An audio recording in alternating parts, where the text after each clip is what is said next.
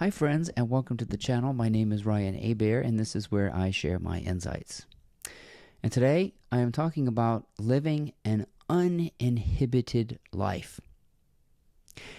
And I suspect that if you're watching videos like this is something you are discovering within yourself. And I want to talk you through this process because it is wonderful once you discover the wonderful world of being uninhibited. Stick around.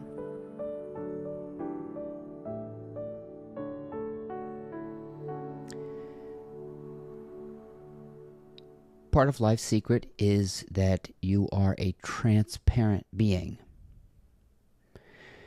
and that your true nature is to have absolutely zero hang-ups. And it is important that we are compassionate with people who still trust in their jobs. They trust that they are essential to the universe. We are compassionate with them because they still trust in surviving, and that they believe and trust in a sinister and chance-like universe. I used to be one of these people, so I know that if you believe in some of these conventional ways of thinking, they feel very real to you. But likely, since you're watching a video like this, something is awakening in you. Something is stirring, simply because perhaps you are tired of suffering. That's how it happened to me. I simply had become completely exhausted from my own psychological suffering. And I wanted to be free from the hang-ups that kept me scared, worried, concerned. And all those things are couched under what we call realistic thinking. And you will awaken to this. That's the good news, if you haven't already. And it is, at this moment, simply just a lack of trust in yourself. That's all. You don't trust that you can thrive without a desire. You can thrive without needing anything. You can thrive without a job, without a partner, without anything that you used to believe secured you and made you safe. And your journey is about falling in love with who you are, a limitless, resourceful, and creative, and alive being that is fully capable of functioning in the world without inhibition. And inhibition is a strong sense that someone's watching me, or there is something I am being threatened by, there is something I'm guilty of, or there is something that makes me unique and special. And fundamentally, there isn't. And this is what we need to overcome. So an inhibition is another word for fear, and our journey in life is to transcend and overcome our own paranoia. That's just all it is. So these are compulsions and addictions of the conditioned mind, and they can be overcome. Now, if you've been listening to videos like this, I can tell you that anybody who claims to tell you how to overcome fear is not exactly telling you the truth, because I don't know how this works. For me, I just know that I had become absolutely tired of suffering. And I stumbled upon the power of now, the surrender experience. And I say stumbled upon, they just sort of came into my awareness. I didn't know that I was seeking anything. I just started journaling. I just started gravitating towards the silence. I just started meditating. I just started doing yoga. I started getting into physical health. I started gravitating towards the silence and stillness. I don't know how that happened. Anyway, then I know how the sun comes up in the morning. It just does. So there's no seeking and striving and searching.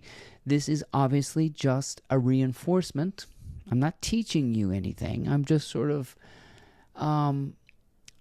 helping you process where you are in your search for an uninhibited life. And you may not be searching for it either. You just may be like me, and suffering became insufferable. So being inhibited has something to do with guilt as well.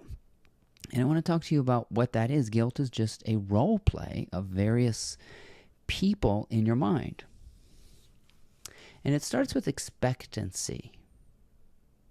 If you expect something in your life, like, okay, today I'm going to eat 2,700 calories and no more, and you accidentally eat 2,900 calories, you've just crossed the line. You've just broken your own law. You expect something, your behavior falls short of it, and now you're a lawbreaker. Now you're a lawbreaker. And a lot of people live with guilt because they set up so many expectations of themselves. They set up appointments and checklists and goals and to-do lists that they can't do. I was one of those people.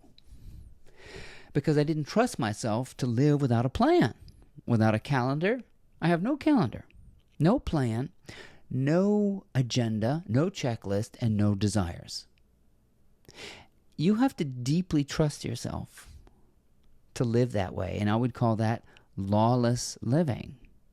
I don't wake up in the morning with a punch list of things I have to do, because what if I don't want to do it? Then I've set the law called an expectancy. And the second role that I play in that little role of guilt and being inhibited is the prosecutor. Oh, you broke the law. You didn't eat 2,700 calories. You broke the law. So now you are going to go through a trial. And now you're the perpetrator. You're the accused. And then you go before the judge. Now, these are all roles that you play in your own head, set up by a plan, a scheme, an expectancy, a goal, and a desire. And then the judge says, you're guilty. You're a piece of shit. You can't do anything. These are all things going on in your mind. And then finally, you're the victim. You broke the law. And this is an insidious role-playing scheme in the brain. All of those things. The lawmaker, the one who set up the expectancy, I'm going to have a relationship. I'm going to have a dream job. I'm going to buy a home. All these goals, and if you fall short of them, or if they turn out to be a disaster, you've broken your own law. And I'm suggesting that to live an uninhibited life, you don't make laws. Now, in a structured society, you have to follow the law. I mean, you don't have to. You can break the law, but you're going to go to jail. So we have enough laws in the Bible. We have the 10 Commandments. We have enough, fucking laws. And Jesus was always talking about the law. And that morality is an internal phenomenon. You may not think it's a big deal to steal a pack of gum from Walmart. Walmart is a multi-million-dollar corporation. What's a pack of Wrigley Spearmint gum to them? So you see people rationalize those kinds of things and they don't feel guilty. I just happen to know that you reap what you sow, so that's why I don't do it. That's also a law too. I just inherently don't steal. I like to keep my karma clean. But that's not why I do it. To have a clean karma, I just don't steal. I don't kill people.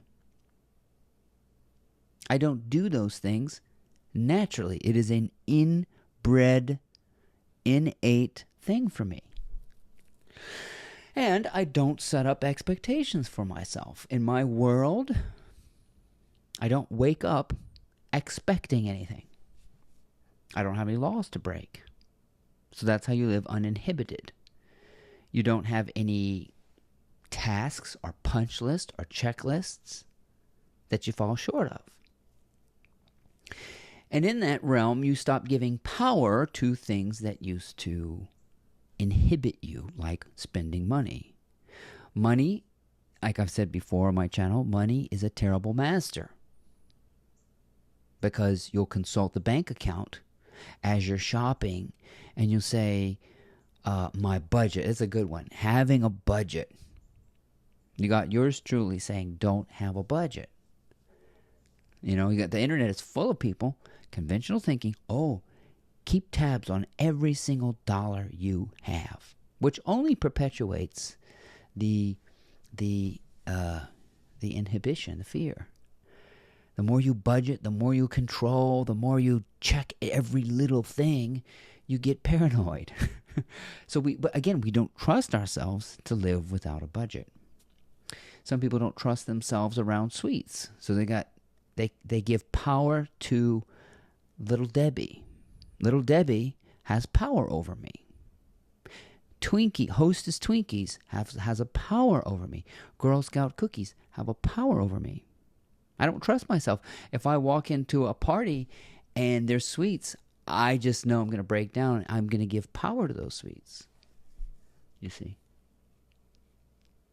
And those are concepts. Those are things. They don't have power over you. And you will realize that you've set all this up in your mind. And a lot of people, they give God power. This guy in the sky who's watching them through a telescope. I saw what you did. That kind of thing. But then you play the role of God. After the judge sentences you to prison, you start playing the role of God and you're condemned to hell. See, these are all convictions in the mind. Role playing that you're lost in. And an expectation is simply just a narrative. A goal is a narrative. What if you didn't have any goals? Okay, I'm writing a book right now, and I never gave myself work to do. And I would say, we're going to write one chapter every week. Every time I did that, the book shut down. It wouldn't come to me if I put restrictions on it. So then I didn't have any restrictions. So the book came to me at 2 a.m. I got up and wrote for 20 minutes, and that was it. And it would stop. There was no more flow. So I couldn't make that happen. I couldn't force myself to write. If I forced myself to write, it would come out like trash. So it had its own timetable. And I trusted that it would be finished. And I'm working on the last section right now. Amanda, my best friend, is going to be proofreading the last section. One of my ex-boyfriends is designing the cover. And I'm also not telling myself, I expect 1 million people to buy my book. See, I take the expectations off of it.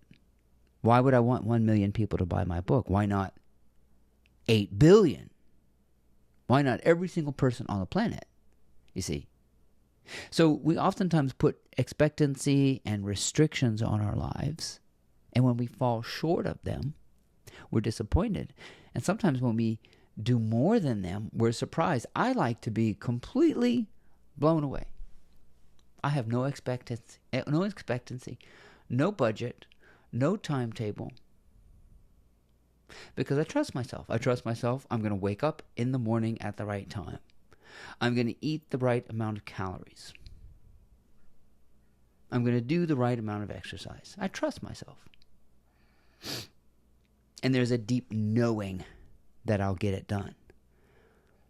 You can even trust yourself to exist without a job, to exist and to thrive and to do whatever you want without working. I used to hear statements like that, and it would piss me off. But that's because I was inhibited by concepts in my mind that I gave power to, beliefs that I gave power to. Like, you have to work really hard these days. That's bullshit. That's complete and total bullshit that is giving power to a conventional belief. Why not have no beliefs? Why not have no narrative to live up to or to be disappointed by? Again, we don't trust ourselves that we can live without a constant narration. I got to take care of those bills, got to make sure that those deadlines are met. I've got to go to the doctor today, and then I'm going to do laundry. Oh, I've got to make sure I eat 2,100 calories. I've got to watch every single dollar. But you don't trust yourself to spend wisely, or to spend whatever you want, to eat healthily, to exercise vigorously, to give a speech. Let's say you were asked to give a speech in the spur of the moment. You don't trust yourself that you'd have something interesting to say. I got to prepare for it. This is like living impromptu. It's really not living impromptu. This is the way it is. It's going to be, whether you put an expectancy or a budget, or it's going to be what it is. And you learn to trust that. You learn that deep down inside. Life is frivolous and fun and spontaneous and impromptu. Those are adjectives for the way it is. And you can live with what I call wonder, love, and praise. You don't need to be restricted. You don't need to have expectancy. And you don't need narration in the head to live a vibrant and wonderful life. And that deep trust is what allows you to let go. And when you do, you fall and you're floating in the air, but you realize you never hit the bottom. That's uninhibited, being free. You're not going to hit the bottom. There's no end. There's no restriction. There's no need to protect.